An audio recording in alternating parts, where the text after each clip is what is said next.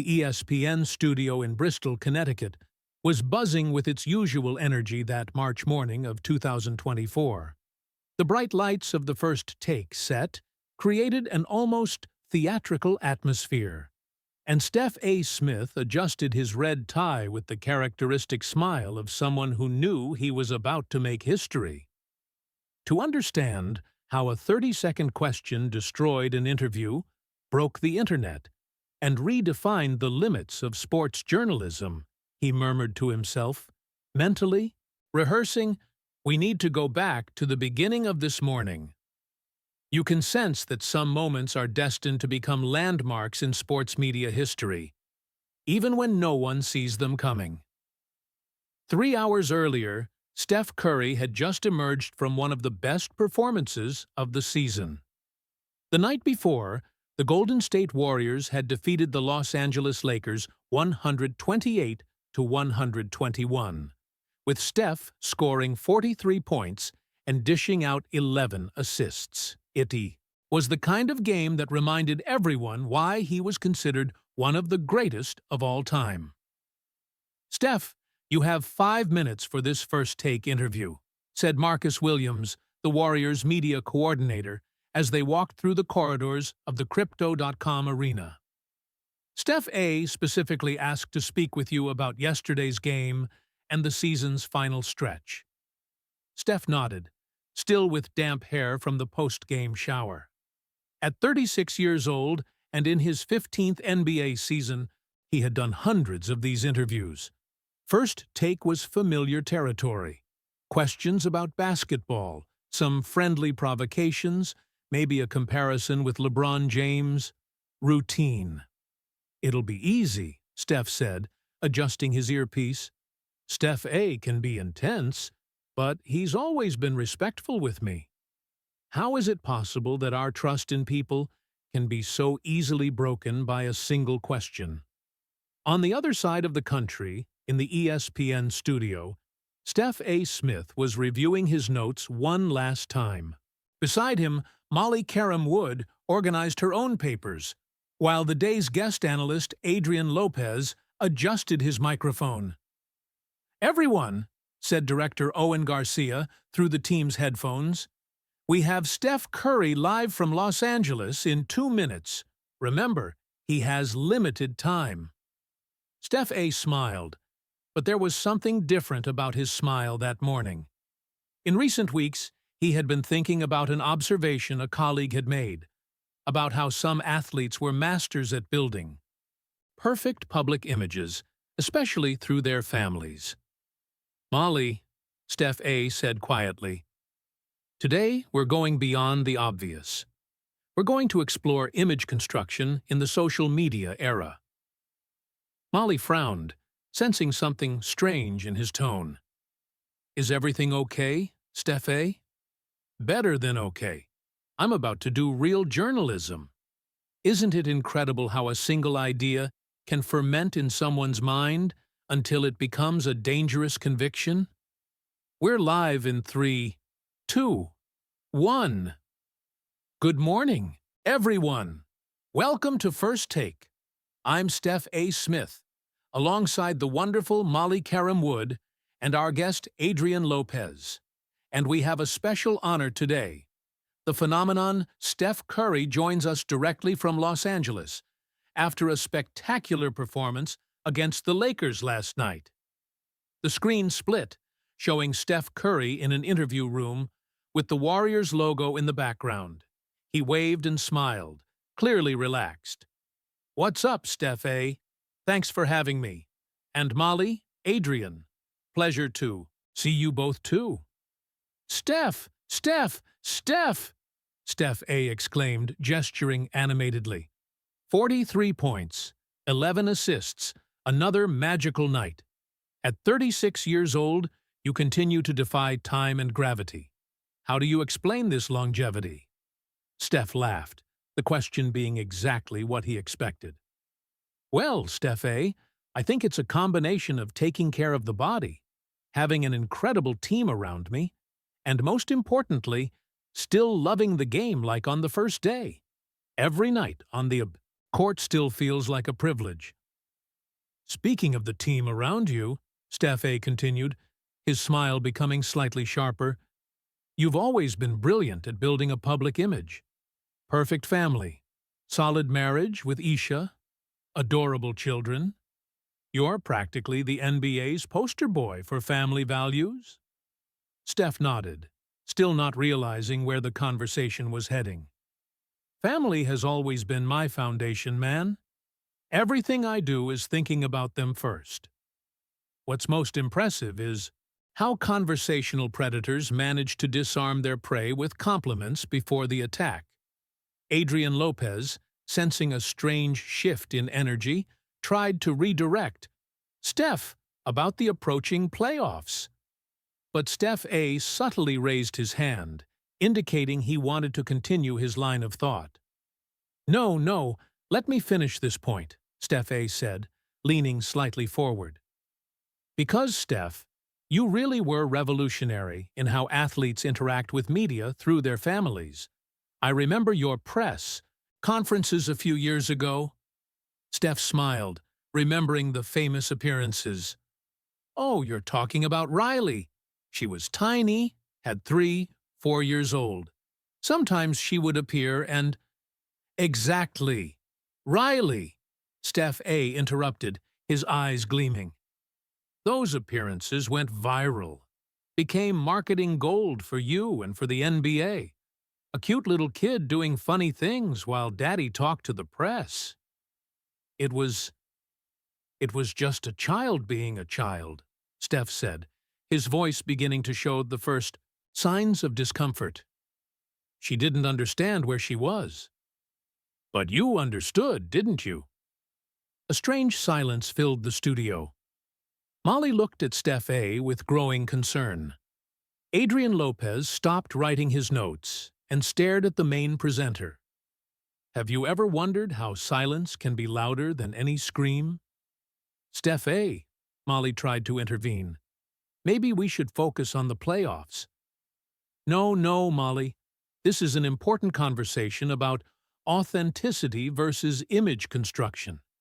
Steffi, A said, without taking his eyes off the screen showing Steph Curry. Because, see, Steph, I respect you as a player.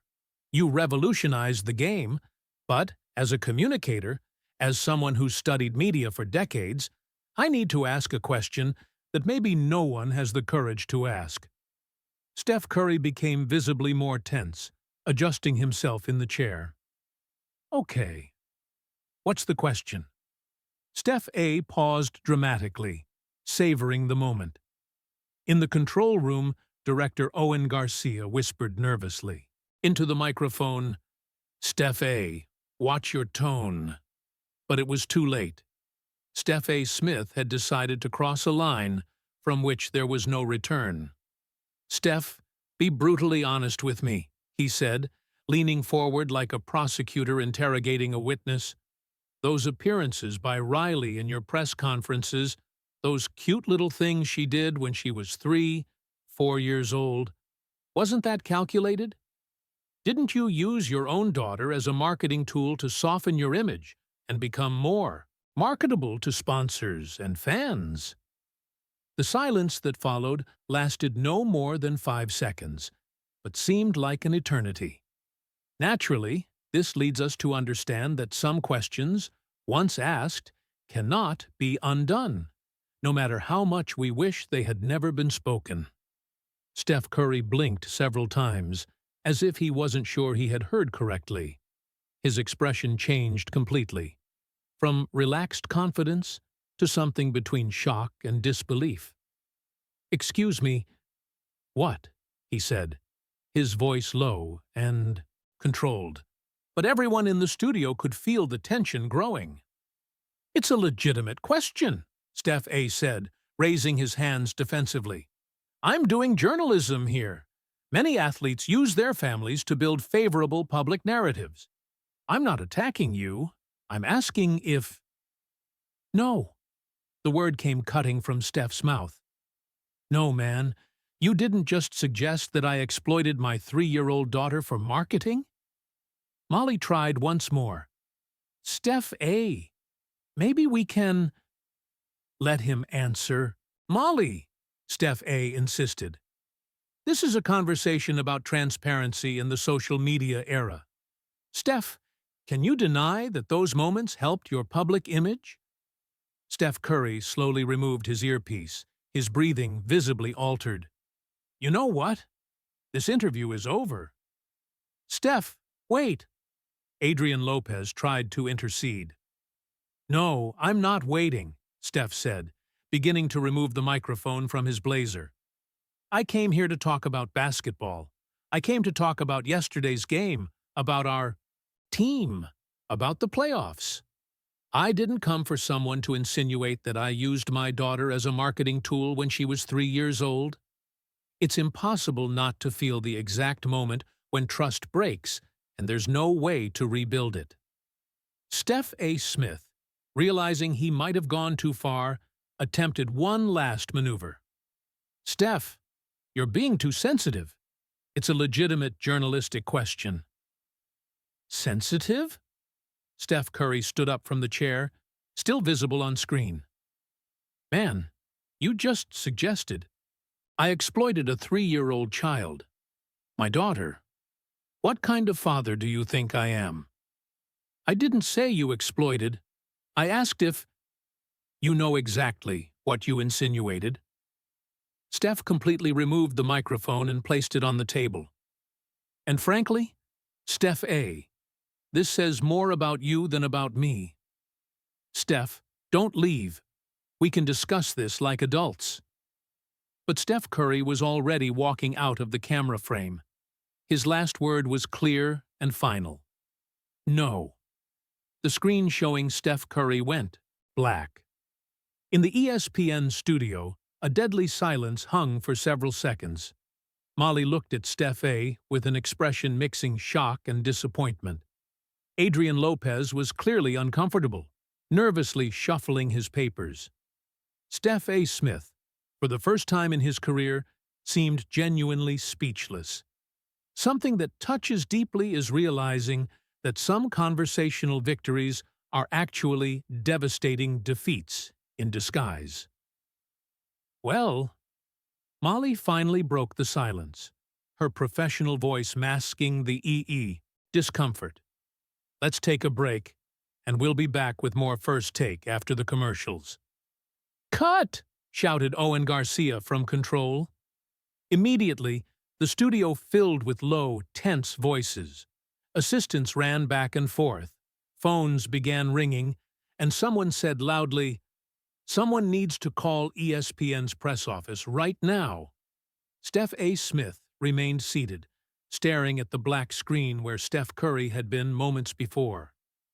Steph A., Molly said quietly, do you realize what just happened? He slowly removed his glasses and ran his hand over his face. I was trying to ask a relevant journalistic question about. You suggested that one of the league's most respected athletes used his little daughter as a marketing tool, Adrian Lopez said, his voice grave. A 3-year-old child. Steph A. looked around the studio, seeing expressions of shock and disapproval on everyone's faces. For the first time in his career, he had crossed a line he didn't even know existed. Maybe, he said slowly, maybe I should have phrased the question differently. But it was too late. Somewhere in Los Angeles, Steph Curry was calling Isha. In minutes, the clip would be cut and prepared for social networks. In an hour, it would be viral. Sometimes the truth about our mistakes hurts more than any defeat we've ever suffered. And Steph A. Smith was about to learn this lesson in the most public way possible. Tyler Brooks, ESPN's digital content editor, was at his cubicle in Bristol when his phone began ringing insistently. It was 11:47 in the morning, and he had just watched what happened on First Take Live. "Tyler, did you see that?" shouted Isabella Martinez, his supervisor, running toward him. Curry walked out of the interview. Steph A. crossed the line. Tyler was already cutting the clip, his hands flying over the keyboard. "I'm preparing the video now," This is going to explode. No, Isabella said, stopping abruptly. Wait, we need to think about this. Maybe we shouldn't post, but it was too late for hesitation. On the other side of the country, in Los Angeles, Jason Martinez, a Warriors fan, had already recorded the interview on his phone directly from the TV. At 11:52, he posted a 3-minute video on social network with the caption, "Steph A. Smith just accused Steph Curry of using his daughter for marketing." Curry walked out of the interview. This is insane. You can see that in the digital age, information speed doesn't wait for corporate approvals or ethical reflections. In 5 minutes, Jason Martinez's post already had 1,000 reposts. In 10 minutes, 5,000. The social network algorithm detected the explosive engagement and began pushing the video to more feeds. In the apartment in Oakland, Isha Curry was preparing lunch for Ryan and Cannon when her phone began vibrating incessantly. First call, Steph. "Baby, did you see what happened?" Steph's voice was tense, controlled, but she could feel the anger underneath. "What? No, I was—" "Steph? What happened?" "Steph A. Smith. He insinuated that we used Riley as a marketing tool when she was little, in the press conferences." Isha stopped chopping carrots, the knife becoming still in her hand. "He did what?" "I walked out of the interview. I couldn't stay there listening to that." Second call, Isha's best friend, Amanda Foster. Third, her mother. Fourth, fifth, sixth. The phone wouldn't stop ringing. "Steph," Isha said, her voice becoming firm, "where are you?" "In the car, heading home. Isha, Riley will see this. The kids at school will see. I can't breathe, baby. I'm looking at social networks now." How is it possible that an entire family's life can be turned upside down by a 30-second question? Social network was on fire. The hashtag #StephASmith crossed the line began appearing organically without any coordination. And King James, LeBron James, 12:03 p.m. Family is a red line, always, no matter the context. You don't use children to do journalism. Period. LeBron's post had 20,000 likes in 2 minutes. Magic Johnson, 12:05 p.m. Steph Curry is one of the most upright men I know. Suggesting he exploited his little daughter is despicable. Steph A. went too far. Dame Lillard, 12:07 p.m. Man, you don't talk about family like that. Not about children. This crossed all lines. But not everyone was on Steph Curry's side. Real Skip Bayless, 12:09 p.m. Steph A. asked a legitimate journalistic question. If Curry can't handle tough questions about his public image, maybe he shouldn't do interviews. This post generated 2,000 angry replies in 10 minutes. Isn't it incredible how the internet can simultaneously unite and divide millions of people in a matter of minutes? At ESPN, chaos had completely taken over. Connor Smith, vice president of programming, was in an emergency call with the board of directors. "We have a situation here," Connor said, pacing back and forth in his office. "The video is viral. We have important athletes publicly criticizing our presenter. And Steph A. is, well, he's being Steph A." On the other end of the line, Sarah Mitchell, ESPN's content president, was watching engagement numbers skyrocket in real time. "Connor, tell me something. Was Steph A. following any script? Was this planned?" "Absolutely not. He went completely off script. Molly tried to redirect him several times." "And where is he? Now?" "Still in the studio, refusing to make a retraction. Says he was doing true journalism." Sarah closed her eyes, feeling the weight of the situation. "Connor, In 15 years in this business, I've never seen something go viral so quickly, with such negative connotation for us. What's most impressive is how a company can lose control of its narrative in a matter of minutes in the social media era. Meanwhile, in the studio, Steph A. Smith was having his own existential crisis. He had sent everyone away. Producers, assistants, even Molly had left, clearly shaken. Adrian Lopez was the only one who stayed. Steph A., Adrian said cautiously, "Are you seeing social networks?" "I don't want to see social networks," Steph A. replied, but his body language said otherwise. He was tense, restless. "Man, this is really bad." Steph A. finally picked up his phone. What he saw left him in shock. Hundreds of thousands of posts, reaction videos on video platforms, social media, stories from athletes expressing outrage, articles being written in real time, trending topics in 3 different countries. And then he saw something that made him stop completely. Steph Curry, 30, 12:15 p.m. Riley was 3 years old. She didn't know where she was, didn't know what media or marketing meant. She was just a child being a child. For anyone to suggest we used our daughter, "You don't know me. You don't know our family." 40,000 likes in 3 minutes. 15,000 reposts.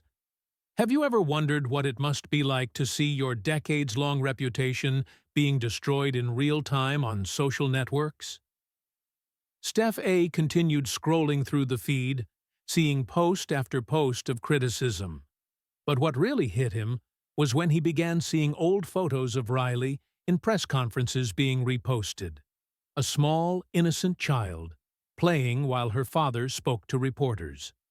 Now, seeing these images through the lens of his own question, Steph A. began to understand the magnitude of what he had done. "Adrian," he said quietly, "I screwed everything up, didn't I?" Adrian nodded silently. At that moment, the studio phone rang. It was Connor Smith. "Steph A., we need to talk. Now." Meanwhile, at the elementary school in Atherton where Riley studied, a completely different situation was unfolding. Riley was at lunch when her friend Sophie approached. "Ry, why is everyone talking about your dad on the internet?" Riley frowned, confused. "What do you mean?" "There's a video. A man talking about you when you were little." The school principal, Jennifer Walsh, had already been alerted by her assistant about the viral situation. She immediately called Isha. "Mrs. Curry, we have a situation here. The children are seeing the video, and Riley is starting to ask questions." Isha closed her eyes, feeling her heart tighten. "I'm coming to pick her up now." It's impossible not to feel a mother's pain, trying to protect her daughter from a controversy she doesn't even understand. Back on social networks, the viralization had reached historic proportions. The original video posted by Jason Martinez already had 2 million views. But more important than the numbers were the voices that were speaking out. Chuck Daddy, 85, Charles Barkley, 12:25 p.m. "I disagree with all of you." Steph A. asked a valid question about how athletes use families to build image. Curry overreacted. This post generated a complete war in the EVF comments. Akaj 33, Kareem Abdul-Jabbar, 12:30 p.m. "There's a difference between investigative journalism and unnecessary cruelty. Questioning a father's motivations regarding his 3-year-old daughter crosses all ethical lines." Steph A. Smith, 12:35 p.m. "I want to clarify that it was never my intention to suggest that Steph Curry exploited his daughter. I was asking a question about image construction in the digital age. I regret if the question was misinterpreted." But Steph A.'s apology only made things worse. Money 23, Green, Draymond Green, 12:37 p.m. Misinterpreted? Man, we heard exactly what you said. Don't try to clean this up now. Naturally, this leads us to understand that on the internet, damage control attempts often become additional fuel for the fire. In the Curry apartment, the family was gathered for the first time since the controversy exploded. Steph had arrived home, Isha had picked up Riley from school, and the boys were confused by all the tension. "Mom," Riley said, her voice small, "the girls at school said a man said bad things about me on TV. Is it true?" Isha and Steph exchanged glances. How to explain to an 11-year-old child that her childhood had been publicly questioned? "Riley," Steph said, kneeling in front of his daughter, "do you remember when you were tiny and sometimes appeared in my interviews?" "A little." "Well, a journalist suggested today that Daddy and Mommy did that on purpose to make people like me more." Riley was silent for a moment, processing. "But I didn't know I was on TV. I just wanted to stay with you." "Exactly, baby girl. You were just a child being a child." Riley nodded. "The man is kind of silly then, isn't he? Why doesn't he understand that?" Steph felt his eyes fill with tears. "Sometimes, daughter, adults say silly things when they're trying to get attention. You can see that children often possess a moral clarity that adults have lost in their unnecessary complexities." While the Curry family tried to process the situation, the digital world continued in turmoil. The video had spread beyond social network. It was on video platforms, other social networks, news websites. Sports news channels were doing special reports. ESPN Sports Center, 1:00 p.m. breaking. Steph Curry walks out of First Take interview after Steph A. Smith questions use of daughter in press conferences. CNN, 1:15 p.m. Sports. Media controversy. Where is the line between journalism and family privacy? Fox Sports, 1:20 p.m. Steph A. Smith under fire for comments about Curry's daughter Riley. At NBA headquarters in New York, Commissioner Adam Silver was being briefed on the situation by his communications team. "Adam," said Lisa Rodriguez, the league's communications director, "this is becoming bigger than sports. We're seeing discussions about journalistic ethics, child protection in media, and the role of families in sports marketing." "And what's the league's official position?" Adam asked. "For now, we're watching. But if this continues growing, we'll need to take a position," Adam completed. "No one wants to see a child being used as ammunition in media debates." Something that touches deeply is when we realize that some controversies transcend sports and become debates about society's fundamental values. At 2 in the afternoon, just 2.5 hours after the original interview, Steph Smith crossed the line was the #1 trending topic worldwide on social network. The video had surpassed 5 million views across different platforms. But the moment that really defined the narrative happened when Isha Curry decided to break her silence. Isha Curry, 2:03 p.m. Riley was 3 years old. She wasn't performing or being used for marketing. She wanted to stay with her daddy after games. It was pure love from a child. For any adult to turn this into something calculated, you've lost your humanity. The post included an old photo. Steph holding tiny Riley in his arms after a game, both smiling, she wearing one of her father's enormous jerseys. In 15 minutes, Isha's post had 100,000 likes. The comments were devastating for Steph A. Smith. "This photo shows everything. It was just love.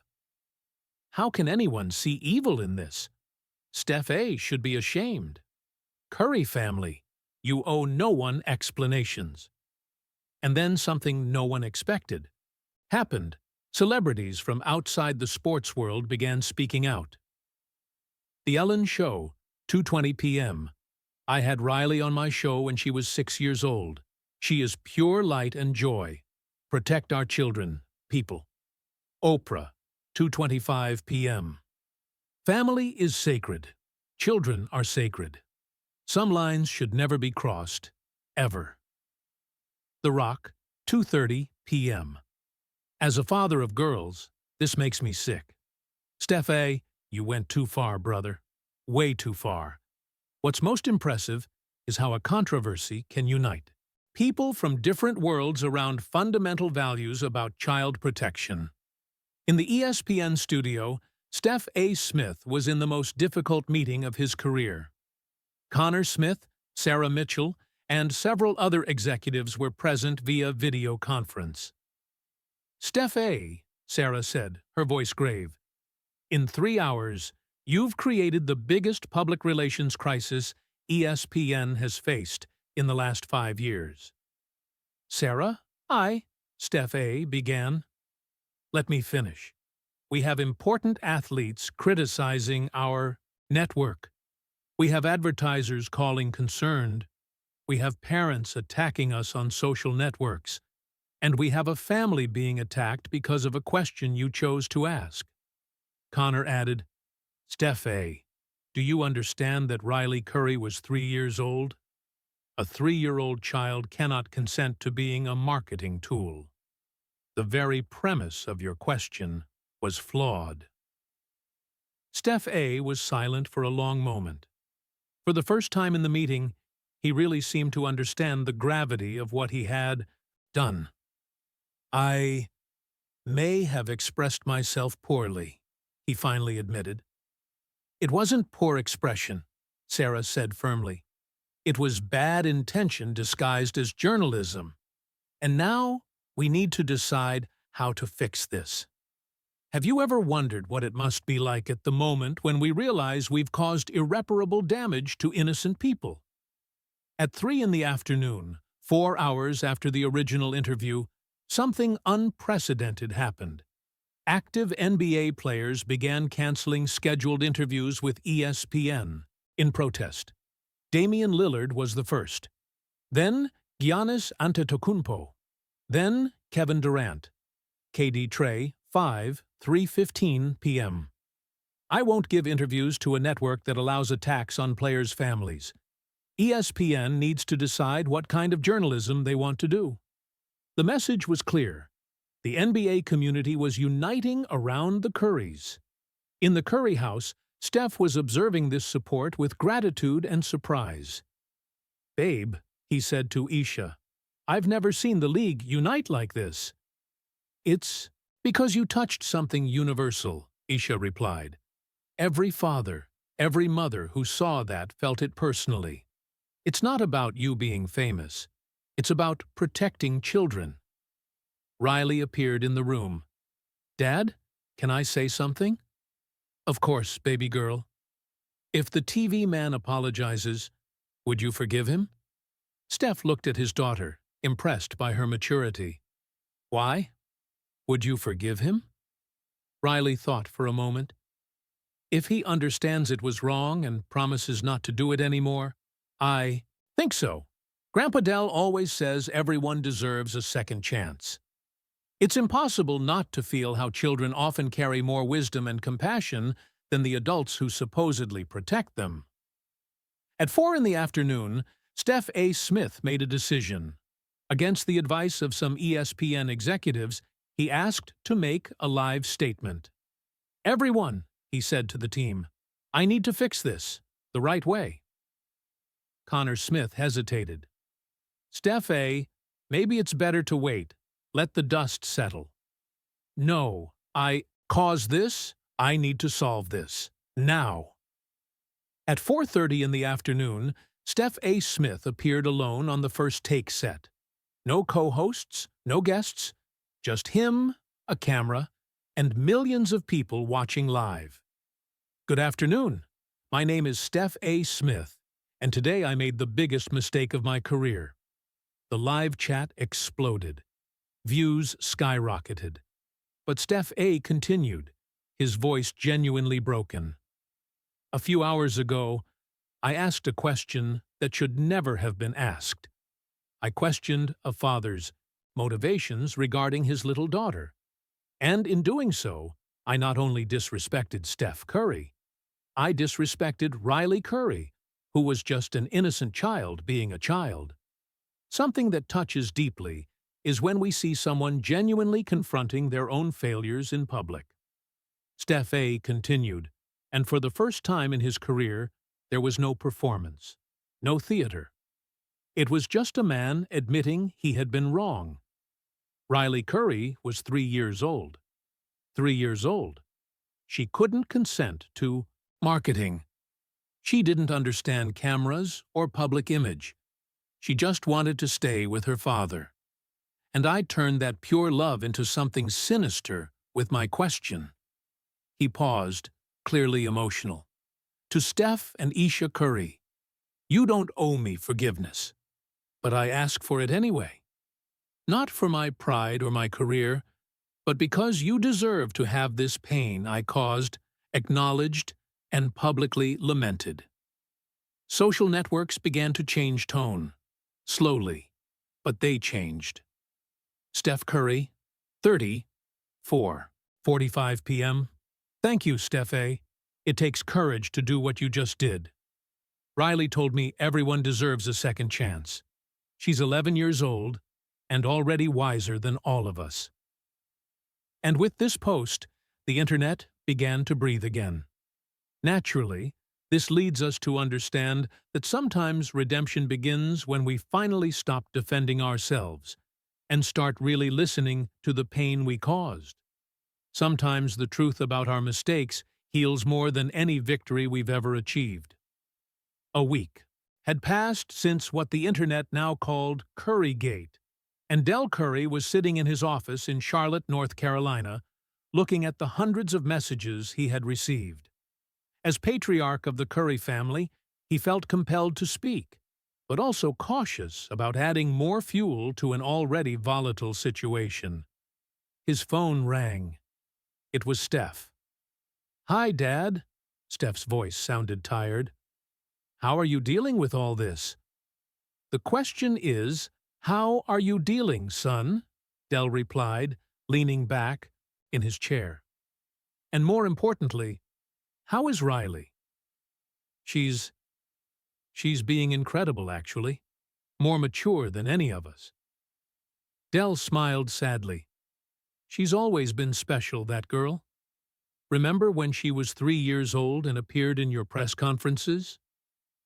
A silence settled on the line, both remembering the moments that had become the center of a national storm. "Dad," Steph said finally, "those moments were real, weren't they? There was no calculation, no strategy. It was just a little girl who wanted to stay with Daddy," Del completed. "Steph, anyone who knows you, who knows our family, knows that. But maybe it's time for some people who don't know us to hear that too. You can see that sometimes the deepest wounds force us to articulate truths we always knew, but never needed to defend." That same morning, in Bristol, Connecticut, Steph A. Smith was facing his own transformation. He had spent the week in meetings with media therapists, journalistic ethics, specialists, and, for the first time in his career, fundamentally questioning his presentation style. "Steph A.," said Dr. Christopher Lee, the organizational psychologist ESPN had hired to work with him, "I want you to tell me about your childhood." "My childhood? What does this have to do with sports journalism?" "It has to do with why you feel the need to ask questions that cross boundaries. It has to do with where this compulsion to provoke comes from." Steph A. was silent for a moment. "I grew up in Queens. My mother raised 4 children alone.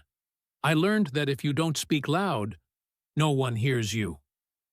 "And when was the last time you really listened to someone instead of just waiting for your turn to speak?"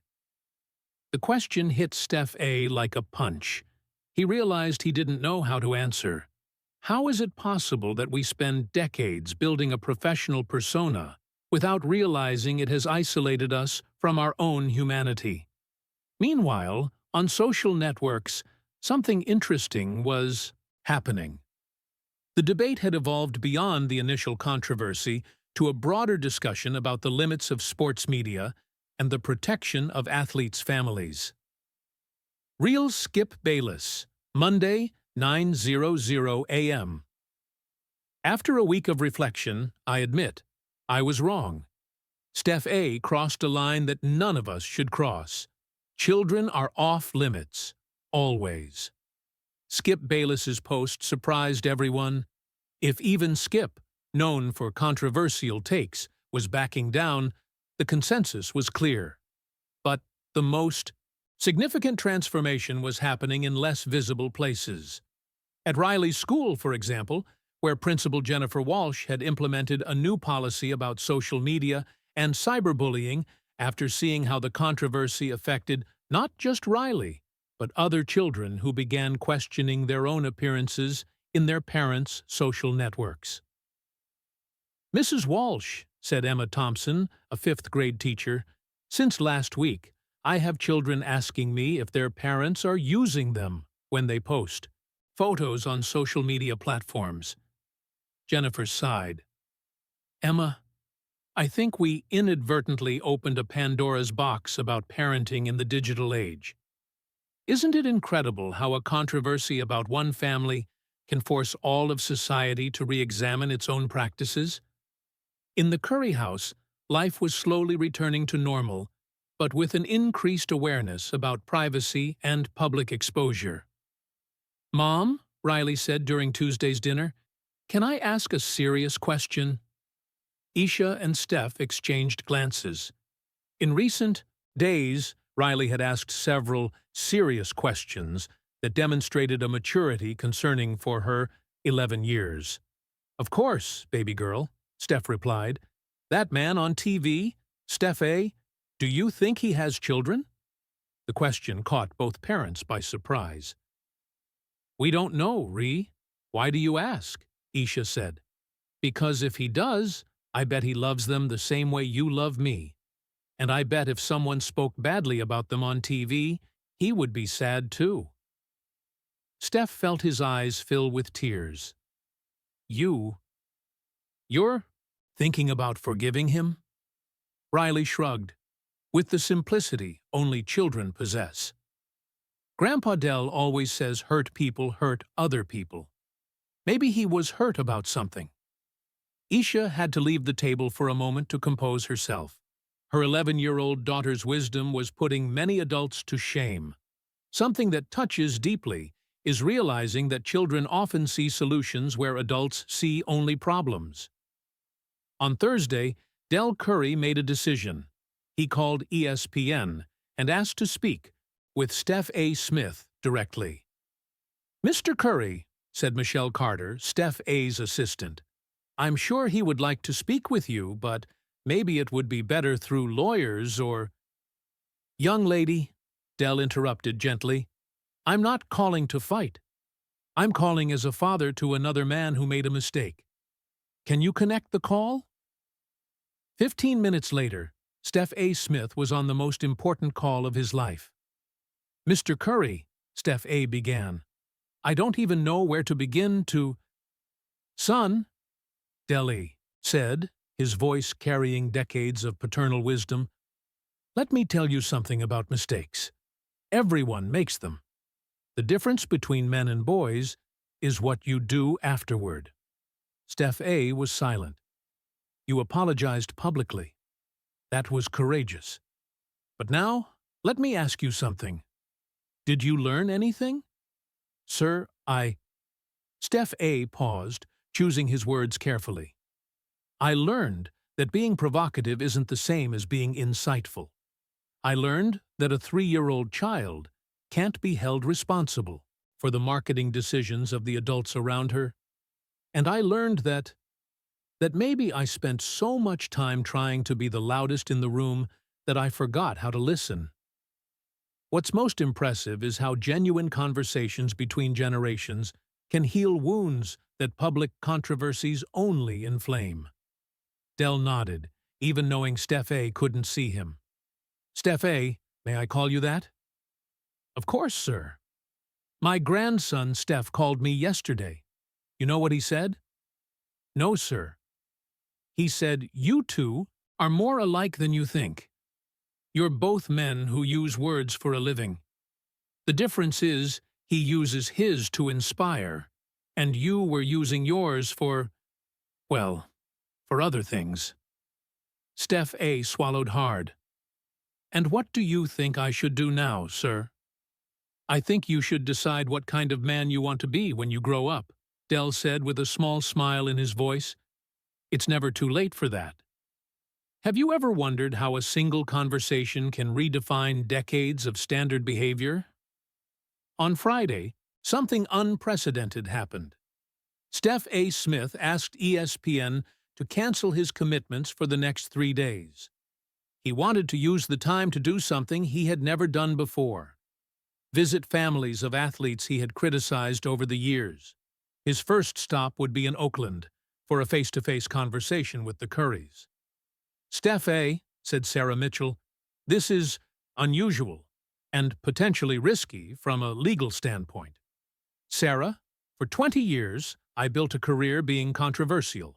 I want to spend the next 20 being responsible. This starts now. Daniel Patel, ESPN's lawyer, was worried. What if they don't want to talk to you? What if this becomes another PR nightmare? Then I accept the consequences, but I need to try. In the Curry house, Steph received the call from an ESPN producer explaining Steph A.'s request. He wants to come here? To the house? Steph asked, incredulous. Apparently, yes. Said he wants to apologize personally, especially to Riley. Steph looked at Isha, who had heard the conversation. They communicated silently, as couples do after years of marriage. And Riley? Steph asked. How does she feel about this? Riley, who had heard from the stairs, ran down. Dad, can I meet him? I want to see if he looks really sad or just sad because everyone got mad at him. It's impossible not to be impressed by children's ability to go straight to the heart of complex moral issues. Saturday morning, Steph A. Smith was standing in front of the Curry house in Atherton, holding a bouquet of flowers for Isha and a book for Riley, a biography of Maya Angelou that his own mother had given him as a child. He rang the doorbell, his heart beating faster than before any live show. Steph opened the door, and for a moment, the two men looked at each other in silence. Steph A. said simply. Steph A., Steph replied. Come in. The Curry house was exactly what Steph A. expected. Welcoming, full of family photos, trophies casually mixed with children's artwork on the refrigerator. It was the home of real people, not a marketing construction. Isha appeared from the kitchen, polite but clearly cautious. Steph A., thank you for coming. Mrs. Curry, thank you so much for receiving me. I brought these flowers and... He hesitated. Where is Riley? I'd like to apologize personally to her. Riley, Steph called. There's someone here who would like to meet you. Riley came down the stairs slowly, studying Steph A. with the intensity only children possess. Are you the man who said bad things about me? She asked directly. Steph A. knelt to be at her height. Yes, Riley. And I came here to personally ask for your forgiveness. Riley studied him for a few more seconds. You look really sad. I am really sad. Why did you say that? The question was simple, but Steph A. knew it deserved an honest answer. Because sometimes, when adults spend too long trying to get attention, they forget that words can hurt real people, especially children. Riley nodded, as if this made sense to her. Are you going to stop doing that? I'm going to try very, very hard to never hurt a child with my words again. Okay, Riley said, extending her small hand. I forgive you. Naturally, this leads us to understand that sometimes the most powerful forgiveness comes from those who have the least reason to grant it. What happened in the next 2 hours fundamentally changed how Steph A. Smith saw his role in sports media. They talked, not for cameras, not for the public, but as human beings processing a difficult moment. Riley showed him her swimming trophies. Ryan and Cannon, initially shy, eventually joined the conversation. Isha served lunch, and Steph A. found himself having the most real conversation about family he had had in years. Steph A., Steph said as they walked through the backyard, "Can I ask you a question?" "Anyone." "Do you have children?" Steph A. paused. "I have 2 daughters. Samara is 15 years old, and Nyla is 12, almost Riley's age. And how would you feel if someone questioned your motivations as a father publicly?" The question hit Steph A. like lightning. "I probably would have had the same reaction you had." "Then why was it different when it concerned my family?" Steph A. reflected for a long moment. "I guess because, on TV, athletes sometimes seem less human, like they're characters instead of people. And I forgot that you are, first and foremost, a father. You can see that some of life's most important lessons come disguised as casual conversations in backyards." When Steph A. was leaving, Riley ran after him. "Wait!" she shouted. "I forgot to give you something." She handed him a drawing she had made during lunch, 2 stick figures holding hands, with the words, "Forgiveness makes friends," written in colorful letters. Steph A. looked at the drawing, then at Riley, then back at the drawing. Tears he didn't know could exist began rolling down his face. "Riley, this is beautiful. You can hang it on your TV if you want, to remember." "I will hang it. Yes, I promise." As he drove back to the hotel, Steph A. Smith knew something fundamental had changed in him. The child he had publicly questioned had just given him the greatest lesson of his adult life. In the back seat of the car was Riley's drawing, and in his jacket pocket, a new perspective on what it means to use a public platform responsibly. Something that touches deeply is when we realize that our greatest transformation can come from the smallest hands and purest hearts. The following Monday, Steph A. Smith returned to First Take with a completely different energy. He hadn't lost his passion or knowledge, but had gained something he never knew was missing: compassion. "Everyone," he began the show, "last week I visited a family in Oakland, the Curry family, and I want to share with you what I learned." He told about the conversation, about Riley's forgiveness, about the drawing that was now framed on his desk. "I learned that behind every athlete we criticize, behind every family we dissect in the media, there are real people with real feelings, and children who deserve to be protected, not questioned." Molly Karam Wood, who had been visibly uncomfortable with Steph A. since the controversy, smiled for the first time in weeks. "Steph A.," she said, This is beautiful." "And," Steph A. continued, "I want to establish a new personal policy in my journalism. Families are off limits. Children are sacred.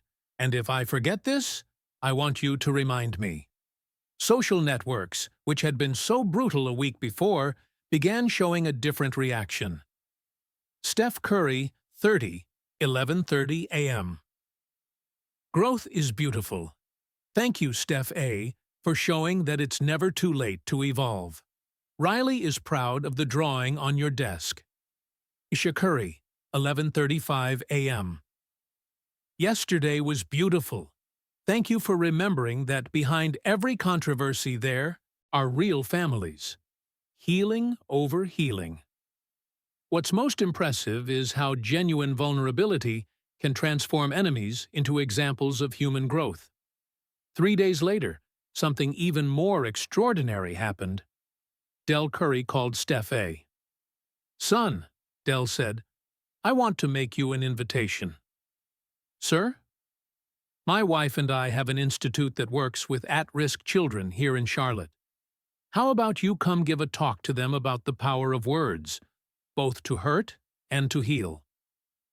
Steph A. was silent for so long that Del thought the call had dropped. "Mr. Curry," Steph A. finally said, "it would be an honor." "And Steph A.?"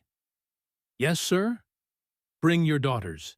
It's time for them to meet the new and improved version of their father." Have you ever wondered how the most public mistakes can become the most valuable opportunities for personal growth?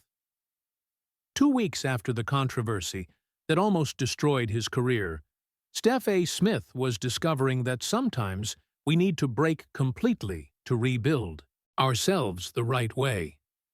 And somewhere in Atherton, an 11-year-old girl was showing the world that forgiveness is not weakness. It's the most powerful force that exists. Sometimes admitting the mistake heals more than any victory we've ever achieved. 6 months had passed since Currygate, and the Del Curry Youth Development Center auditorium in Charlotte was packed with 200 children from underprivileged communities in North Carolina. Steph A. Smith was backstage, nervous in a way he had never experienced before TV shows. "Sir," said Zoe Martinez, a 10-year-old girl who was helping organize the event, "are you okay? You look like you're going to throw up." Steph A. laughed, surprised by the brutal honesty only children possess. "I'm a little nervous, yes." "Why? It's just talking to us." "Exactly why," Steph A. admitted. "You're the smartest audience I've ever faced." Del Curry appeared beside them, smiling as he heard the conversation. "Steph A., remember what we talked about on the phone months ago? About deciding what kind of man I want to be when I grow up?" "Exactly. Today is the day to show your answer." You can see that some of life's greatest lessons come disguised as conversations with children who aren't afraid of the truth. In the auditorium, the children were restless but curious. Many had seen clips of what happened between Steph A. Smith and Riley Curry on social networks. For them, Steph A. wasn't a media personality. He was just the man who said bad things about a girl and then apologized. Riley Curry, now 12 years old, was in the front row. She had insisted on coming to support Steph A. in his first official talk about the power of words, building versus destroying. When Steph A. took the stage, he didn't look like the same man who had dominated sports television for 2 decades. There was no arrogance, no theater, just a man who had learned a difficult lesson and wanted to share it. "Hi, everyone," he began simply. "My name is Steph A. Smith, and 6 months ago I made the biggest mistake of my life." A child in the third row, Hunter Wilson, immediately raised his hand. "Was it when you were mean to Riley?" The direct honesty drew laughter from the audience, including Steph A. himself. "Yes, Hunter, it was exactly when I was mean to Riley, and I want to tell you what I've learned since then." How is it possible that children can go straight to the point in ways that adults avoid for hours? For the next hour, Steph A. Smith did something revolutionary. He was completely vulnerable. He talked about his childhood in Queens, about how he learned that shouting loud meant being heard, about how he confused being provocative with being intelligent. "I thought asking difficult questions made me a better journalist," he explained. "But there's a difference between difficult questions and cruel questions. And asking if Riley's parents were using her was cruel." A girl named Ashley Williams raised her hand. "Mr. Steph A., how did you know you were being cruel?" "Good question, Ashley. At the time, I didn't know. I thought I was doing my job. It was only when I saw how I hurt Riley and her family that I understood the difference. And how did you understand? Asked another boy, Isaiah Davis. Steph A. looked at Riley in the front row, who smiled encouragingly. Because a very wise 11-year-old girl showed me that forgiveness is stronger than anger, and that growing up isn't about age, it's about learning from our mistakes. Riley blushed, but kept smiling. Isn't it incredible how children can transform a room full of strangers into a temporary family through simple honesty? After the talk, something magical happened. The children surrounded Steph A. not as a celebrity, but as someone who had told the truth about making mistakes and learning from them. "Mr. Steph A.," said Caleb Brown, a 9-year-old boy, "I sometimes say bad things about my classmates when I'm angry. How do I stop?" Steph A. knelt to be at the boy's height. "Caleb, when you feel like saying something bad, ask yourself, will this help or will this hurt? And if it will hurt, take a deep breath and choose different words. Does it work?" I'm learning that it does. Every day. Del Curry watched from afar, impressed by the complete transformation he was witnessing. This wasn't the performative Steph A. Smith of television. This was a man genuinely connected with purpose. What's most impressive is how true authenticity resonates in ways that performance can never reach. Later that afternoon, as Riley and Steph A. walked through the youth center gardens, she asked a question she had been saving for months. "Steph A., can I ask you something personal?" "Anything, Riley." "Do you miss the way you were before? Being famous for making people angry?" Steph A. stopped walking, considering the question seriously. "You know what? At first, yes. It was easier. Making people angry got a lot of attention, a lot of views, a lot of money. And now? Now I sleep better at night. And when my own daughters watch my show, they're proud instead of embarrassed." Riley nodded as if this made perfect sense. "Dad always says some victories cost more than they're worth." "Your dad is a wise man, and you're a very wise girl." "I learned from the best," Riley smiled, "and now you can teach other people to be wise too."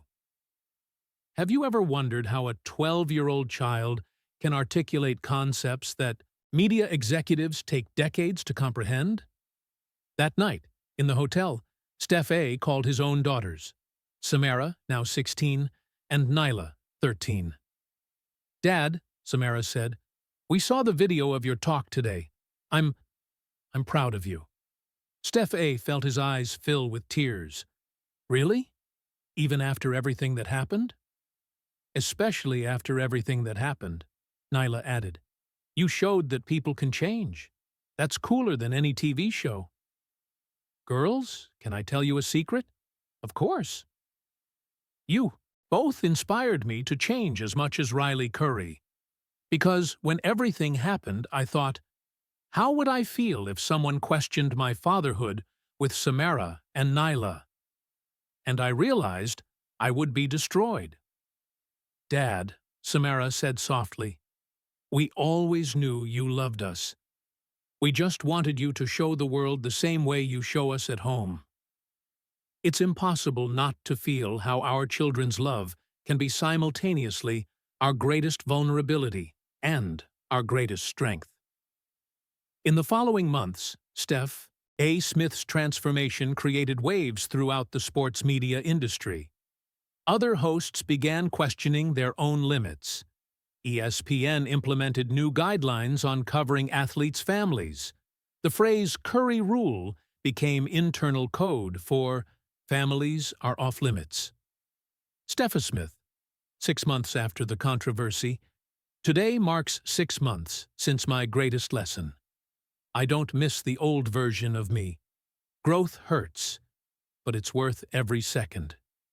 Steph Curry, 30. Same day. "Growth is beautiful, brother." Riley said she wants to invite you to her 13th birthday.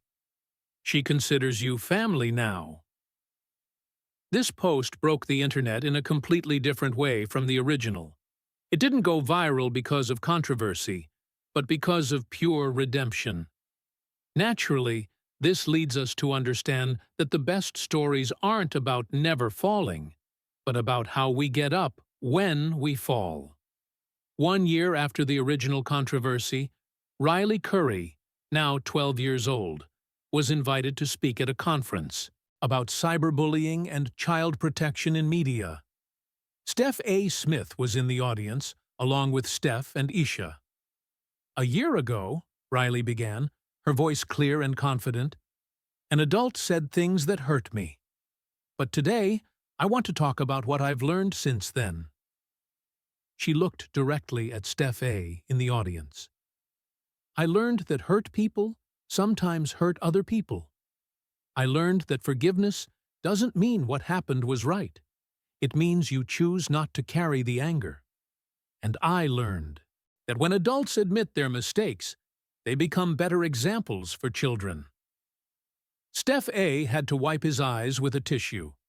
"But the most important thing I learned," Riley continued, "is that children are not marketing tools, are not content for social networks, and are not extensions of their parents' successes. We are people, small people who deserve to be protected while we grow." The audience stood in ovation. But for Steph A., that applause meant something different.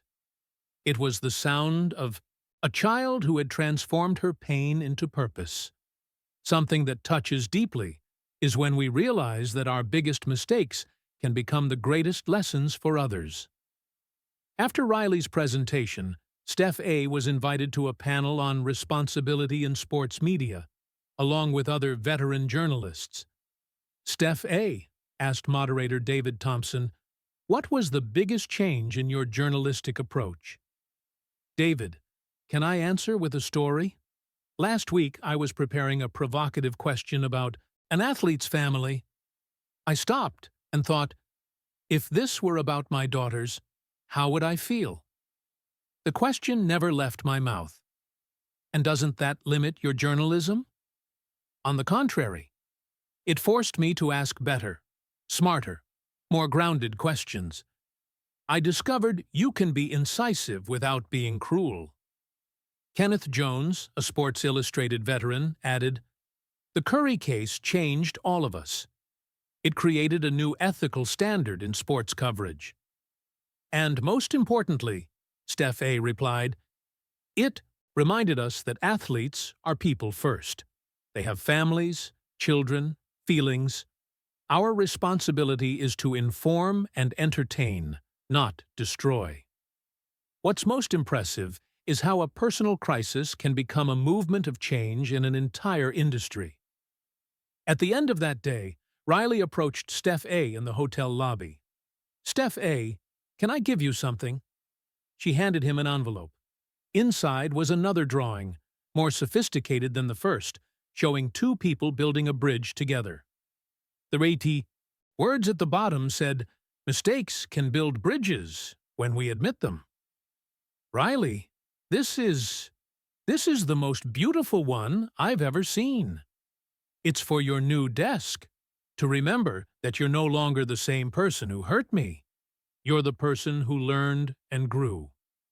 Steph A. knelt, looking directly into the eyes of the girl who had changed his life. "Riley Elizabeth Curry, you're the wisest person I've ever met. And if I ever have grandchildren, I'll tell them about the brave girl who taught me that growth has no age limit. And I'll tell my children about the man who showed that it's never too late to apologize and truly change. You can see that some relationships born from pain can transform into the most authentic connections of our lives." 2 years after the original controversy, Steph A. Smith was honored by the National Association of Youth Development with the Transformation and Social Impact Award. The award was presented by Riley Curry, now 13 years old. Ladies, And gentlemen, Riley said into the microphone, I've known Steph A. Smith for 2 years. Not the TV man who existed before, but the man he chose to become after. Steph A. was on stage, but this time as a completely new version of himself. This award isn't about me, he said upon receiving the trophy. It's about a girl who showed me that admitting mistakes isn't weakness. It's the foundation of all real strength. He looked at Riley in the front row, where she sat with Steph, Isha, and Del Curry, a family that had chosen to embrace rather than reject. Riley, her parents, and especially Del Curry, taught me that sometimes admitting the mistake heals more than any victory we've ever achieved. And I discovered they were right. The audience stood in ovation, but Steph A. had more to say. I want to announce that I'm launching a foundation in partnership with the Curry family. Words That Build, an organization dedicated to teaching children and adults about the constructive power of communication. Riley ran to the stage and hugged Steph A. And in that moment, the entire journey, from the cruel question to forgiveness, from controversy to growth, from destruction to reconstruction, was complete. It's impossible not to feel how some of the most beautiful stories begin with the ugliest moments and grow through the courage to admit when we're wrong. 4 years later, Riley Curry was graduating from 8th grade as class speaker. In the audience were her parents, grandparents, siblings, and, in the front row, Steph A. Smith with his own daughters. When I was 11 years old, Riley said to an audience of hundreds of people, I learned a lesson I carry to this day. I learned that we can choose how we respond when we're hurt. We can choose anger or growth. We can choose revenge or forgiveness. She looked directly at Steph A. And sometimes, when we choose forgiveness, we discover that our greatest challenges can become our greatest teachers. Steph A. was crying openly, proud of the young woman Riley had become, and grateful for the role she had played in his own transformation. After the ceremony, as families gathered for photos, Steph A. approached Del Curry. Mr. Curry, he said, I want to thank you again for that call 5 years ago. Son, Del said, placing his hand on Steph A.'s shoulder, you did the work. I just reminded you that you had a choice. And what choice was that? Del smiled with the wisdom that only decades of life can bring. The choice to decide if you wanted to be known for the worst moment of your life, or for the courage to grow after it. Steph A. nodded, looking around at the family that had adopted him, at the daughters who were now proud of him, at the career he had rebuilt on foundations of responsibility instead of controversy. Thank you for helping me choose to grow. Naturally, this leads us to understand that sometimes the greatest victories of our lives don't appear on scoreboards or TV ratings, but in the relationships we build and the people we become. In the final scene of this extraordinary journey, Riley Curry, now 15 years old and in high school, was cleaning her room and organizing memories. She found a folder with newspaper clippings about Currygate, articles, printed posts, photos from the controversy that had defined so much of her pre-adolescence. But beside these clippings, there was an even larger collection. Photos of Steph A. speaking at schools, articles about the Words That Build Foundation, award shows where he had been honored for responsible journalism. Isha appeared at the door. Finding treasures? Mom, it's funny. When I was little, I thought that whole controversy was about me. But now I see it was about Steph A. Smith finding who he really wanted to be. And about you showing who you always were, Isha corrected. A person with wisdom far beyond her age. Riley smiled, putting the clippings in a box marked Family History. moments that defined us. You know, she said, if I could go back in time and prevent it all from happening, you wouldn't do it? Riley shook her head. No. Because then Steph A. would never have learned to be the best version of himself. And I would never have learned that forgiveness is a superpower. You can see that sometimes the most beautiful stories begin with tears and end with wisdom that will last generations. That night, Steph A. Smith was in his home office, preparing the script for the next day's show. On the wall behind him were framed two of Riley Curry's drawings, "Forgiveness Makes Friends" and "Mistakes Can Build Bridges When We Admit Them." His phone rang. It was Riley, calling to thank him for everything they had built together over the years. "Steph A.," she said, "I wanted to thank you once more for the journey we took together." "Thank me?" "Riley, I should be thanking you." "No, listen to me. You gave me the greatest gift a child can receive from an adult." "What gift was that?" "You showed that adults can admit when they're wrong. That growth is possible at any age, and that the most important people are those who teach us to be better." Steph A. felt his eyes fill with tears, tears that had become very familiar over the past 5 years, but which now represented gratitude instead of regret. "Riley, you saved my life. Literally. You made me a better person, a better father, a better human being." "We saved each other," Riley corrected, "and now we can help other people save themselves, too." As the call ended, Steph A. Smith looked at the drawings on the wall and smiled. Tomorrow he would have another show to present, other stories to tell, other opportunities to use his platform responsibly.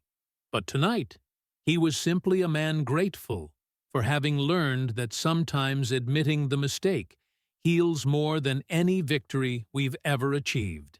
And somewhere in California, a 15-year-old teenager was reflecting on how she had used her most difficult moment to make the world a little kinder, knowing she still had many lessons to learn and teach. Some stories don't have an end. They simply continue growing, inspiring, healing, reminding us that the best of humanity often emerges from our most human moments.